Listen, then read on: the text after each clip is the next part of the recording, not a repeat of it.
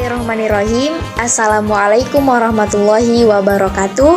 Kembali lagi bersama saya Raudatul Jannah, Mahasantri Sekolah Tinggi Ilmu Tarbiyah Ar-Raudatul Hasanah, Program Studi Pendidikan Bahasa Arab semester 1. Pada video kali ini, saya ingin menuntaskan tugas ketiga pada mata kuliah Bahasa Indonesia yang diampu oleh dosen kami Al-Ustadz Radinal Mukhtar Harahap, yaitu mengubah format jurnal yang telah kami baca ke dalam struktur makalah dengan judul Menggagas Model Pengembangan Standarisasi Pendidikan Pesantren yang ditulis oleh Kak Cahya Edi Setiawan.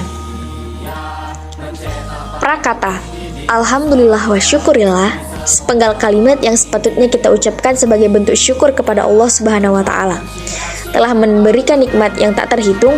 Bahkan air di lautan tak sanggup menjadi tinta untuk melukiskan betapa besar nikmatnya itu.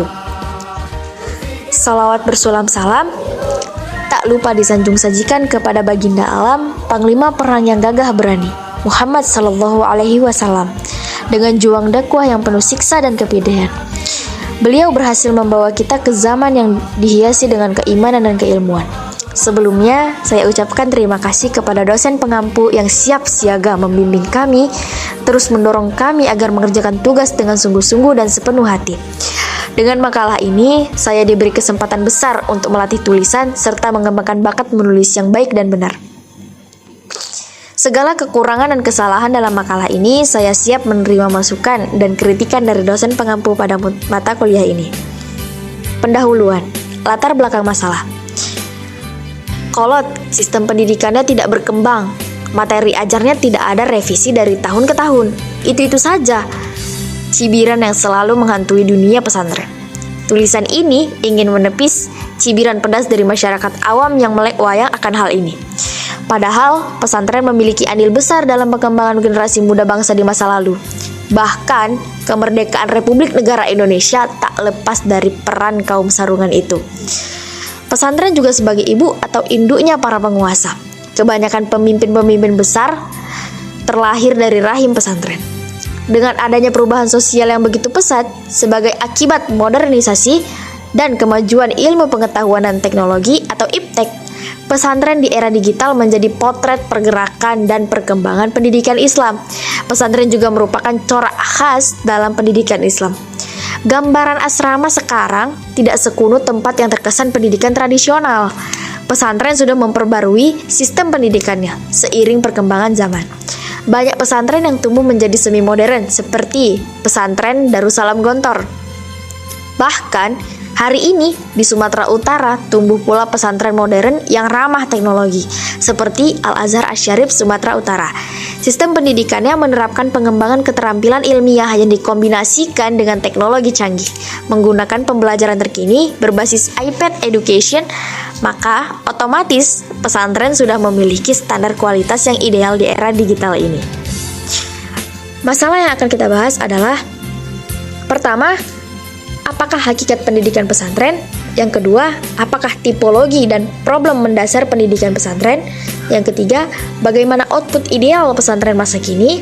Yang keempat, bagaimana cara mengembangkan standarisasi sistem pendidikan pesantren? Pembahasan hakikat tujuan pendidikan di pesantren. Sebelum kita mengetahui hakikat tujuan pendidikan di pesantren, kita harus mengetahui pengertian pesantren itu sendiri secara etimologi maupun terminologi. Secara etimologi, pesantren berasal dari kata santri dengan mendapat awalan pe dan akhiran an, yang berarti tempat tinggal para santri. Istilah santri sendiri konon berasal dari bahasa Sangsekerta sastri, yang berarti kitab suci atau agama dan pengetahuan. Ada pula yang mengatakan santri berasal dari kata cantrik, yang berarti para pembantu pegawan atau resi dengan upah ilmu pengetahuan dari begawan atau resi tersebut. Nah, secara terminologi, pesantren dapat dimaknai dengan sebuah lembaga pendidikan tradisional yang para siswanya disebut santri dan tinggal bersama dan belajar di bawah bimbingan guru yang disebut kiai, dan mempunyai asrama untuk tempat menginap santri. Pesantren juga dapat dipahami sebagai lembaga pendidikan dan pengajaran agama. Umumnya dengan cara non-klasikal, di mana seorang kiai mengajarkan ilmu agama Islam kepada para santri berdasarkan kitab-kitab yang ditulis dalam bahasa Arab oleh ulama abad pertengahan. Dan para santrinya biasanya tinggal di pondok atau asrama dalam pesantren tersebut. Nah, dari pengertian di atas dapat ditarik suatu kesimpulan bahwa suatu lembaga dapat disebut sebagai pesantren bila memenuhi 5 syarat, yaitu ada kiainya, kedua ada pondoknya, yang ketiga ada masjid, dan yang keempat ada santri-santrinya, dan ada pula pengajian kitab kuning. Kalau sekarang di pondok modern ada, tapi dia dalam bentuk ekstrakurikuler. Dan adapun mengenai tujuan pendidikan pesantren, menurut Mas Tuhu pada tahun 1994 adalah untuk menciptakan kepribadian muslim, yaitu kepribadian yang beriman dan bertakwa kepada Tuhan Yang Maha Esa, berakhlak mulia, bermanfaat bagi masyarakat atau berkhidmat kepada masyarakat dengan jalan menjadi kaula atau menjadi abdi masyarakat yang mampu berdiri sendiri, bebas dan teguh dalam kepribadian, menyebarkan agama atau menegakkan Islam dan kejayaan umat Islam di tengah-tengah masyarakat, dan mencintai ilmu dalam rangka mengembangkan kepribadian Indonesia. Nah, sekarang kita akan membahas tipologi pesantren dan problem mendasar pendidikan di pesantren. Nah, secara umum, pesantren dikenal sebagai lembaga pendidikan dan pengajaran agama dengan cara non-klasikal, di mana seorang kiai mengajarkan ilmu agama Islam kepada para santri berdasarkan kitab-kitab kuning, dan para santrinya biasanya tinggal di pondok atau asrama di dalam lingkungan pesantren tersebut. Namun, secara khusus, tiap pesantren memiliki ciri khusus yang bervariasi. Pola pendidikan pesantren dapat dibedakan berdasarkan kategori-kategori dari berbagai perspektif, antara lain dari spesifikasi keilmuan yang diajarkan, dari segi kurikulum yang digunakan, dari segi tingkat kemajuan, dari segi keterbukaan terhadap perubahan, dan dari segi sistem pendidikannya. Perbedaan pola pendidikan pesantren terjadi umumnya karena adanya perbedaan selera kiai atau perbedaan keadaan sosial budaya atau perbedaan sosiogeografis yang mengitarinya. Berikut ini beberapa pemikiran yang terkait dengan tipologi pesantren. Kategori pondok pesantren berdasarkan spesifikasi keilmuan, antara lain 1. Pondok pesantren alat, atau yakni pesantren yang mengutamakan penguasaan gramatika bahasa Arab, seperti pesantren Lirboyo Kediri, pesantren fikih seperti Tebuireng, Tambak Beras Jombang. Dan yang kedua, pesantren Qiraah Quran, dia khusus membaca atau membahas tentang Quran, seperti pesantren Krapyak Yogyakarta. Dan yang ketiga, pondok pesantren tasawuf seperti pondok pesantren Jampes Kediri. Kategori pesantren dari perspektif keterbukaan terhadap perubahan-perubahan yang terjadi, sebagaimana disebutkan oleh Zamakhsyari Dovir, yaitu pondok pesantren Salafi. Ya, seperti yang kita kenal sekarang ini adalah pondok pesantren Purba, yaitu membahas tentang buku-buku kitab kuning, kitab-kitab klasik sebagai inti pendidikannya. Yang kedua, pondok pesantren Kholafi, yakni pesantren yang telah memasukkan pelajaran-pelajaran umum. Pelajaran umumnya 100%, pelajaran agamanya juga 100%. Seperti Rodatul Hasanah, ya, seperti pondok modern Darussalam Gontor. Baru kategori pondok pesantren dari segi kelembagaannya yang dikaitkan dengan sistem pengajarannya, sebagaimana diungkapkan oleh Ahmad Qadri Azizi, yaitu 1. Pondok pesantren yang menyelenggarakan pendidikan formal dengan menerapkan kurikulum nasional. Baru yang kedua, pondok pesantren yang menyelenggarakan pendidikan keagamaan dalam bentuk madrasah dan mengajarkan ilmu-ilmu umum meski tidak menerapkan kurikulum nasional. Yang ketiga, pondok pesantren yang hanya mengajarkan ilmu-ilmu agama dalam bentuk madrasah diniyah. Yang keempat, pondok pesantren yang hanya sekedar menjadi tempat pengajian atau majelis taklim. Yang kelima, pondok pesantren untuk asrama anak-anak belajar sekolah umum dan mahasiswa. Kategori pesantren yang sedang populer di lingkungan perguruan tinggi saat ini adalah Al-Ma'hadul Ali, pondok pesantren tingkat tinggi, seperti Ma'hadul Ali di pesantren Denyayar Jombang yang menekankan pada kitab-kitab standar terutama usul fiqh, dan begitu juga di tempat kita sekarang ini Al-Ma'hadul Ali Li'ulumi Tarbiyah Ar-Raudatul Hasanah atau Sekolah Tinggi Ilmu Tarbiyah Ar-Raudatul Hasanah. Baik, sekarang kita masuk ke output ideal pesantren masa kini. Bertolak dari rumusan tujuan pendidikan pesantren sebagaimana telah disebutkan di atas dan berangkat dari kenyataan tentang pentingnya aspek kurikulum yang berorientasi life skills bagi para santri yang mondok di pesantren, maka jelaslah bahwa pesantren di masa sekarang dituntut untuk berbenah, menata diri untuk melakukan perubahan guna menghadapi persaingan global.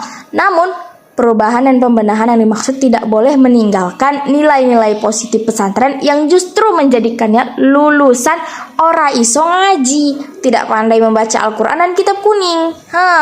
Untuk merespon arus perubahan, pesantren harus tetap berpegang pada kaidah al-muhafadzatu ala qadimis sholih wal akhdhu bil jadidi aslah, melestarikan khazanah lama yang masih relevan dan mengambil sesuatu yang baru yang lebih baik. Jadi pengajian kitab kuning itu tidak harus dihapuskan agar tidak terlihat kuno, tapi itu tetap dilestarikan sebagai ciri khas pesantren. Namun kita harus mengambil sesuatu yang baru yang mungkin bisa menjadikan pesantren ini lebih baik. Oleh karena itu, pesantren harus mempersiapkan santrinya memasuki dunia global. Para santri perlu dibekali bukan saja hanya menguasai ilmu-ilmu melalui kitab klasik atau kitab kuning, tetapi pesantren sudah harus melakukan pembelajaran melalui sarana teknologi dan memperkenalkan mereka dengan teknologi. Sehingga nantinya santri-santri itu tidak gagap teknologi atau gaptek dengan kemajuan teknologi ketika berbaur di tengah masyarakat luas. Sehingga output pesantren masa kini, sebagaimana diisyaratkan oleh Mukti Ali, tidak hanya memiliki kepandaian otak atau menghafal dan terlalu menonjolkan keutamaan akhlak atau tasawuf, tetapi juga harus memiliki keterampilan hidup atau life skills yang dapat dijadikan bekal hidup para santri kelak setelah kembali ke masyarakat. Dengan kata lain, lulusan pesantren masa kini idealnya harus mampu menyerasikan atau menyelaraskan antara otak, akhlak, keterampilan tangan, sehingga output pesantren yang merupakan pendidikan non-formal dapat dihargai sejajar dengan output pendidikan formal sesuai standar nasional pendidikan yang berlaku. Baik, kita akan membahas pengembangan standarisasi sistem pendidikan pesantren. Sudah tidak diragukan lagi bahwa pesantren memiliki kontribusi nyata dalam pembangunan pendidikan. Apalagi dilihat secara historis, pesantren memiliki pengalaman yang luar biasa dalam membina serta mengembangkan masyarakat.